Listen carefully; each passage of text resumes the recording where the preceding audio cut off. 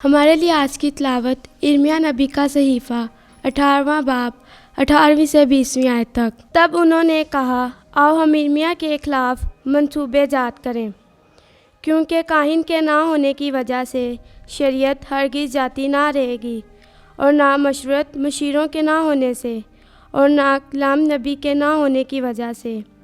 आओ हम उसे ज़ुबान से मारें और उसकी किसी बात पर तवज्जो ना करें।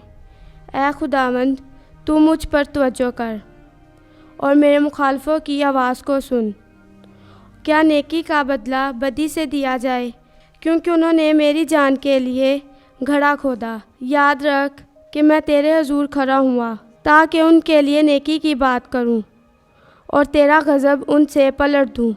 पाकलाम के पढ़े और सुने जाने पर खुदावंद की ख़ास बरकत हो। खुदा का शुक्र। आमीन।